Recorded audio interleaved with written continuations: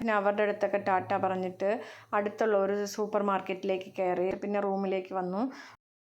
ഇനി നമുക്ക് ഫുഡ് കഴിച്ചിട്ട് പോയിട്ട് ചെക്കൗട്ട് ചെയ്തിട്ട് പോവാന്നുള്ള രീതിക്കാണ്. ഫുഡിനായിട്ട് വാട്ടർമെലൺ ജ്യൂസും ദോശയും സാൻഡ്വിച്ചുമാണ് പറഞ്ഞിട്ടുള്ളത്.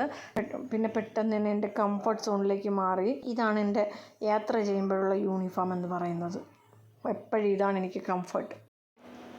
പിന്നെ ഹോട്ടലൊക്കെ ചെക്കൗട്ട് ചെയ്തിട്ട് എൻ്റെ ലഗേജും നമ്മളുടെ ലഗേജൊക്കെ കെട്ടിപ്പറക്കിയിട്ട് റെയിൽവേ സ്റ്റേഷനിലേക്ക് തിരിച്ചു. ആട്ടോയിലാണ് പോയത്.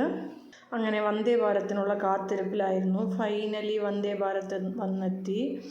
ആദ്യമായിട്ടാണ് ഞാൻ വന്ദേ ഭാരത് കാണുന്നതും അതുപോലെ തന്നെ കയറുന്നതും.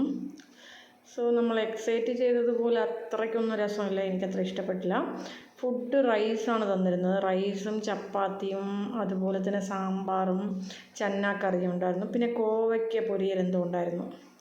പിന്നെ തൈര്, ഐസ്ക്രീം അങ്ങനെയൊക്കെ തന്നു. ഫുഡൊന്നും നമ്മൾ എടുത്തില്ല. കുറച്ച് നേരം ആയപ്പോൾ തന്നെ നല്ല തണുപ്പടിക്കാൻ തുടങ്ങി. സോ അങ്ങനെ തണുപ്പിലൊക്കെ മൂടി പുതച്ചിട്ടിരുന്നിട്ട്